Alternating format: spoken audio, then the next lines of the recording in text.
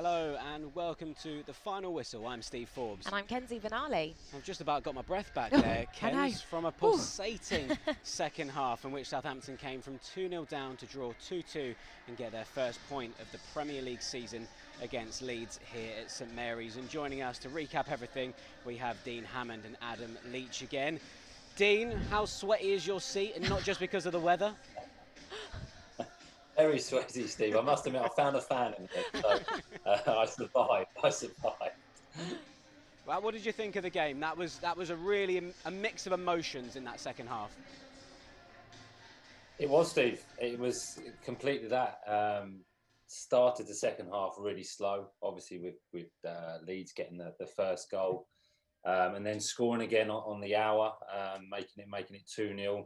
I must admit, I didn't think there was any way back for Southampton in that moment, just because of the performance up to that moment. But the substitutes made a huge impact on the game, which is what you want. Aribo comes on and scores. Armstrong plays on the left-hand side and looks electric. Looks like he's willing to run in behind, willing to use his pace and get involved in the game. Looked really determined when he came on. And Amara, when he came on with that brilliant assist, a strike late on, and the substitutes made a real difference. And Southampton get themselves back into the game at 2-2. So in the end, it's a brilliant result for Southampton, because I think the first half was a bit of a non-event, really. It was quite slow, it was a little bit scrappy, indecisive by both teams, really. Half chances, but no great opportunities, no real rhythm to the game. So yeah, a really good response and showed really good mentality from the players, and the players deserve a lot of credit to come back in that moment. So does the manager to be brave, to change the shape and go for the game, because we've seen previously, when you chase a game, that turns into 3, it turns into 4, and then that becomes a really heavy defeat, and the confidence drops in the camp. So brave from the manager to make that decision and trust his players, and got back in the game and almost won it in the end. And if there was going to be one team that's going to win it, it's going to be Southampton. The atmosphere looked great at the end, which is brilliant. It gets a response from the crowd. There builds that relationship between the players and the fans, which is what you always want, especially at home. So credit to the players, but lots to work on.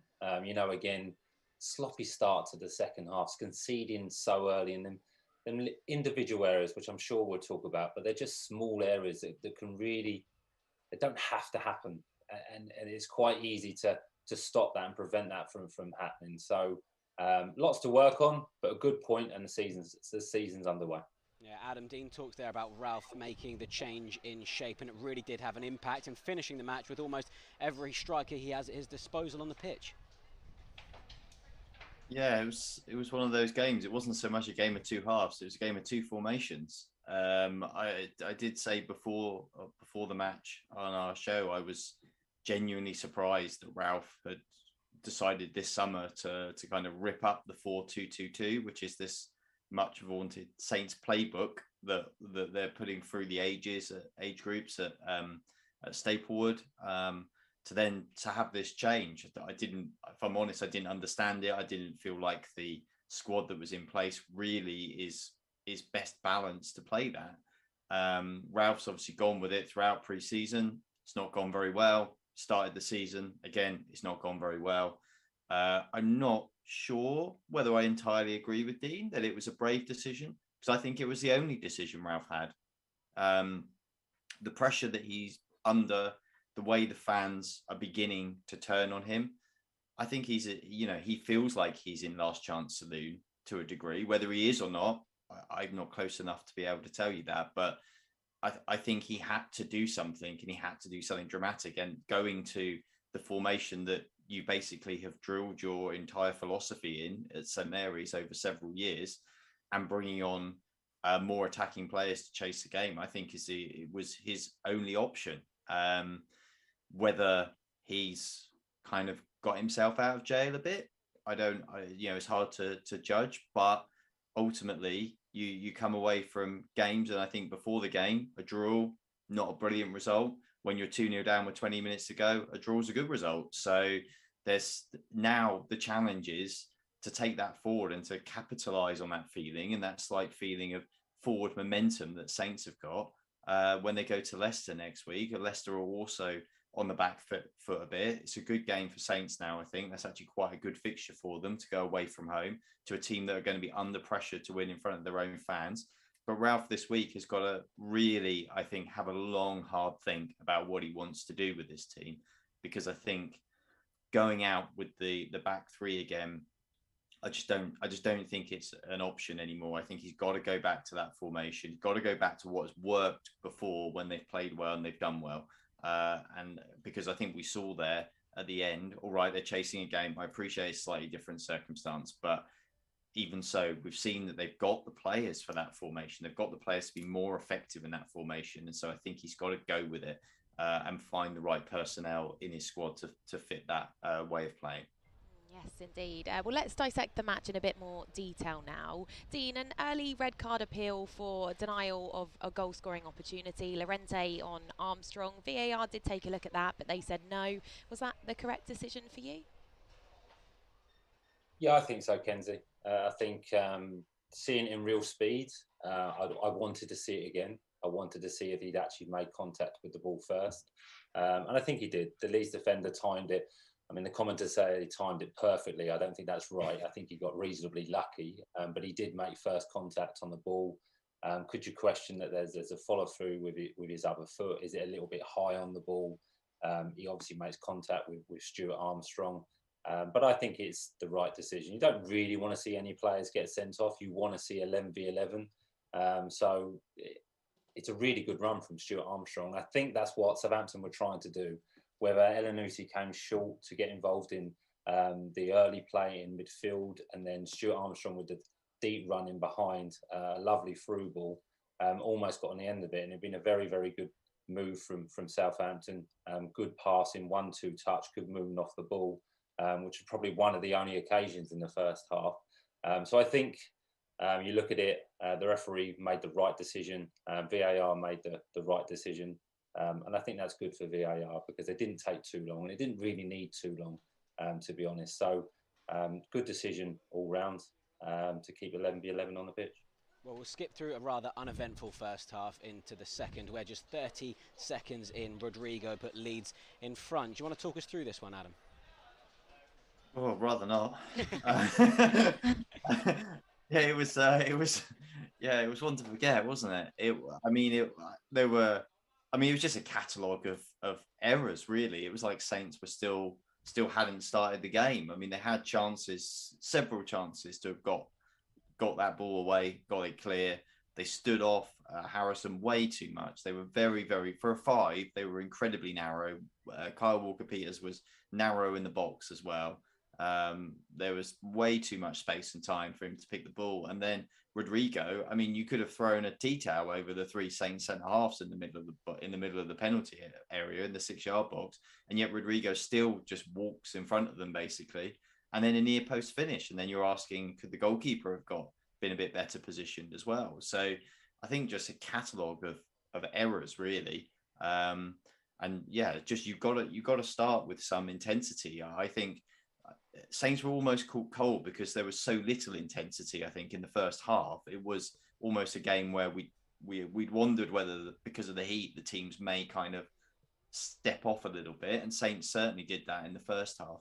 And it kind of started the second half like that, whereas Leeds started with intensity and they just didn't respond. It was 30 seconds, and yeah, if you're lucky, maybe you get away with it. Maybe he misses or he hits it straight at the keeper, but then suddenly you're 1-0 down and you've got a mountain to climb. But yeah, I don't know how much of that was down to pure tactics or pure formation, and how much of it was just down to the players not mentally quite being switched on again at the start of the game.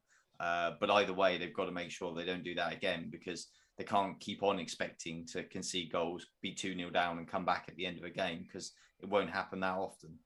Well, it was all looking incredibly negative, wasn't it, when Rodrigo made it 2-0, Dean? What went wrong for you there?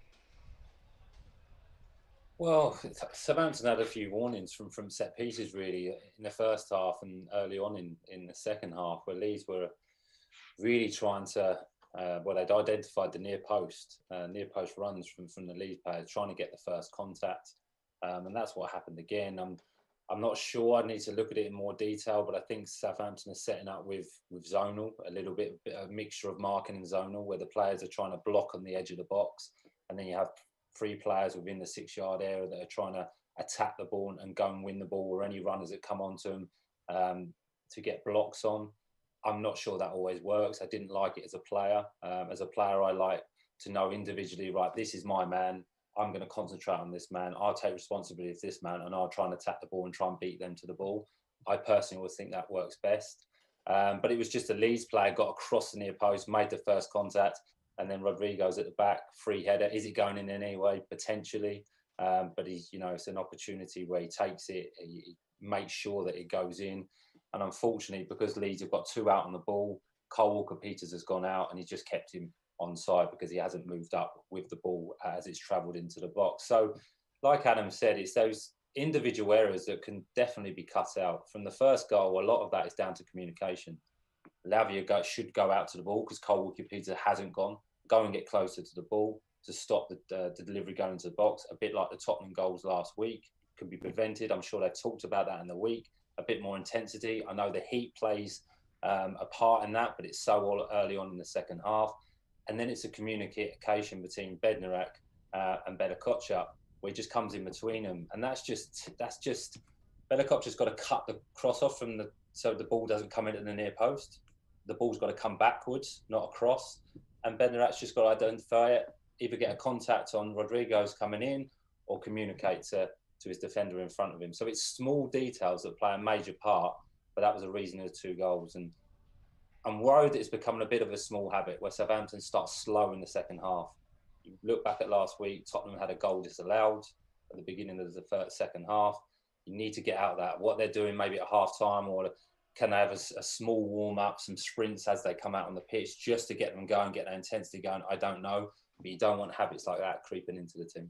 Well, following that, changes were made, Joe Aribo being one of them, Adam. He came on and did get Southampton back into it and opening up his Premier League account in the process.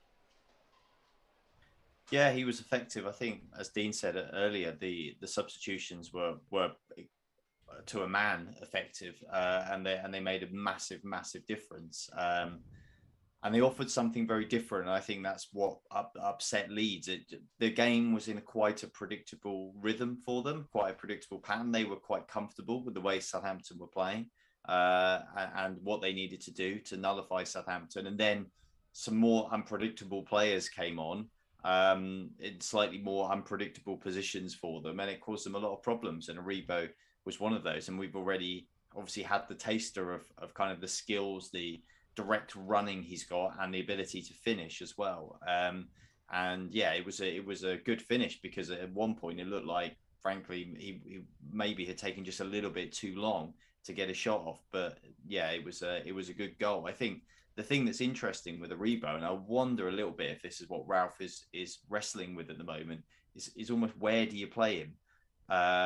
In the formation they've got at the moment, I think it's hard because Ralph probably is a bit like, not sure he's an out and out striker, and I play him straight through the middle up top like a recognised striker. Can I play him a bit deeper? Is he disciplined enough to play in that role? Can he play a bit wider? Could he play perhaps off of a main striker? Could he play off of a Shea Adams perhaps? Maybe that's his best position. But I think that's another one of those things that I think Aribo very, very likely to start next week. I think now I'm very massively surprised if he doesn't.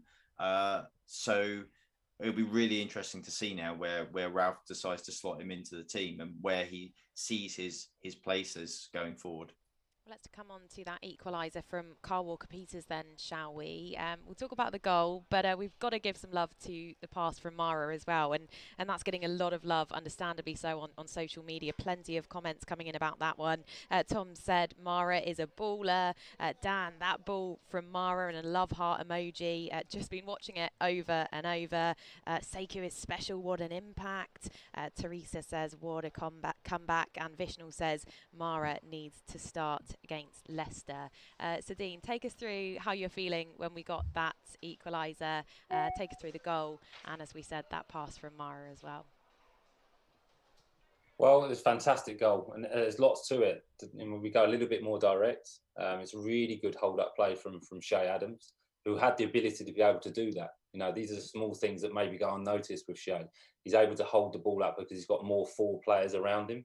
It's good hold-up play. It comes to Amara, and you think, just switch it, come out wide, but it's a brilliant pass. And first of all, he's got to see the pass. Then he's got to execute the pass, but he also does it with the no-look pass. He's actually looking away from him where he wants to pass, which is brilliant disguise. That's real ability and bravery as well. You want to see a player take those sort of risks, because if it gets cut out, you look a little bit silly and you think, just play simple.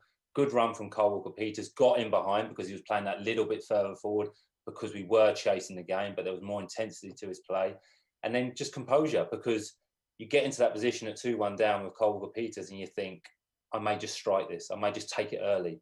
Has a touch, composed himself, and really good finish into that far post, into the side netting. So really, really good play. And Amara came on and had a real impact on the game. He had a strike later on as well. He looked confident. He looked like he's got that a little bit of arrogance about him, which you want from your forward players, because they take on that added responsibility and take those risks. But a brilliant pass and probably a worthy equaliser as well. And it was an entertaining second half with 4 goals into the game, and Southampton finished really, really strongly. So the players that have come on have made a real difference. And I like Southampton when they play like that. I know at times when you play like that, high intensity, it's hard to do it for 90 minutes. But I personally, as a fan, would rather watch Southampton play like that. And occasionally they're going to get beat heavy, but that's fine. But then they can have moments like this, and we're going to have brilliant victories as well. It's more entertaining, it's more exciting, and I can't accept that as a Southampton fan. So the last 20 minutes was good to watch. Would you like to share a word on Amara, Adam? Because he got subbed early in our final pre-season game against Villarreal, didn't play against Spurs, and then makes his Premier League debut, coming on to make quite a big impression. Well, everybody loves a player with a bit of swagger, and he's got a bit of swagger about him, that's for sure. As Dean said, he doesn't look like a young man who's lacking in self-confidence, or that any of that has weighed on his shoulders. He looks like he feels that he belongs here in the Premier League, and that he wants to show what he's all about. And he's got some skills, that's for sure. And the pass just absolutely sublime. You won't see many better assists than that all season anywhere in the Premier League. Just an absolutely sensational pass. Brilliant. And he looks like he's got a bit about him. I mean, it's easy to get carried away, and what you don't know is, if you throw him in to start in the Premier League, like how does he do? You see plenty of young players come off the bench early on, make huge impressions, and then it's a bit of a struggle when they actually start. So you can't get like overly carried away, but there's something there, obviously. That's obvious. There's a huge amount of talent there and confidence as well. And so I think it looks like a very, very exciting prospect. Probably is another one for Ralph to get his head around about how does he best manage somebody like that, a young player as well, coming into the Premier League for the first time. How do you manage that transition for them, asking them to just come in and lead the line in a team that's a bit low on confidence in general is a very, very hard mission. So you kind of need to try and take care of him and make sure that you give him the opportunities to shine. But we've seen already that he's got a lot about him. So I'm sure the Saints fans are going to be very, very excited going forward. Adam, I can tell you they really are excited about him. My comments are just being flooded with words of love for him. And fans really naturally enjoyed that comeback. Jack's got in touch. He says clear red as well. They're talking about that early red card decision there. Jackie Chalk says, well done, lads, and well done, Ralph. Let's build on this. And we've got a comment here from Watts, also referring to that red card. Sorry, I'm reading these as they're coming through. Rod Lewis says, we need 10 games to see where we're at. Transfer window still open. Players are bedding in. The Furs sending in a comment here too. All our new signings are promising. And a final one for now from Kira. Our signings looking absolutely class. So, yeah, an exciting day for us, Steve, for sure. It certainly is. But we do look ahead to Leicester next weekend away. Dean, do you think that that's an opportunity to face a side who are not in the best of form, losing to Arsenal today, and Southampton can really build on what we saw in the final 20 minutes here at St Mary's? It looks like it, Steve. It looks like it's a good opportunity to play Leicester. There's a little unrest at the football club with players being linked that are going to leave. They've not reinvested it in the squad. I think they've only signed one player, which was a goalkeeper yesterday.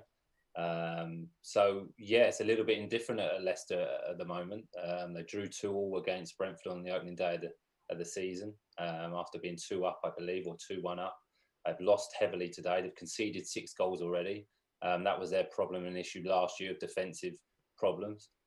So it's not all happy families at Leicester at the moment. So going to the King Power could be a great opportunity for Southampton, on a high, after finishing the game really, really well. That will feel like a win in the dressing room. It really will when you come back from 2-0 down. New players bedding in. And Adam made a really good point. There's going to be lots to think for Ralph to think about this week in terms of formation, personnel, how he approaches the game. And that's good. That is really, really good, because I think he's got the players within the squad and the new signings to really take the game to teams. And I think next week could be an opportunity at Leicester to take the game to them and really test their resolve. So looking forward to that fixture. Adam, a good time to play Leicester with Southampton looking for their first win of the season? I think this is probably, in the situation, about as good a fixture as you could ask for, really. Leicester are, as Dean said, there's a bit of unrest there. They're coming back for their second home game now of the season. They are desperate for a win, really, and they'll look at Saints and the start they've had as the chance to get that win. So there's going to be a lot of pressure on them to deliver a victory, and that is going to play into Saints' hands. Saints kind of is good for them in a way to get away from St Mary's again and have that opportunity to get a first 3 points on the board. And I couldn't agree any more with what Dean said earlier about just in general going forward from here for Ralph. I just think he's got to. Sometimes I think with Ralph, we've said it before, and I said it when I was working at the Echo when I was covering them. At times, I felt like he's a fantastic manager when the games are coming thick and fast. He's very, very good at managing his group and his team and how he does it. Sometimes when there's a bit of time for him to think, he gets in his own way a bit too much. He kind of overthinks things and tinkers too much. And I feel a little bit like maybe that's what's happened here. And I think he needs to really reflect on where he wants to take the squad that he's got. But for me, 100% agree with Dean. The way Saints have been at their absolute best under Ralph is high intensity football. It's playing a certain way every week. It's good, consistent lineups. And I think he just needs to kind of get back to what's worked for him. And as a fan base, you need to accept as well. As Dean said, it will lead to some heavy defeats. That's the style of play they're playing. And is it the style that necessarily, if you had all the best players in your disposal, that you would think would make this huge leap into the top 8, perhaps? Probably not. But ultimately, that's not where Saints are. That's not where their budgets are. So you've got to be realistic. And Ralph is a good manager still. I don't buy this Ralph's lost the plot stuff at all. He's still a good manager and he's got good players. But I think he needs to kind of get back to basics and what's worked for Saints and really utilize that, because I think the fans will get behind Saints again if they see that effort, they see that intensity from Saints, and they've got the players to do it. I think that it will turn around still for Ralph, but I think he just got to get back to what's worked before. Well, Adam, Dean, thank you so much. It was really lovely to have you back with us here on Saints Live and the final whistle, and we look forward to seeing you soon. Now, as we've mentioned, it is Leicester away up next in the Premier League. That's next Saturday, a 3 o'clock kickoff, and our women are also getting their season underway that day too. They'll be playing here at St Mary's Stadium, a huge game for them, so do make sure you come along. Kickoff for that one is 12:30. They're taking on Charlton, so why not come along, support the women, and then you can jump online and join us for Saints Live. We look forward to seeing you next week. Take care. See you soon.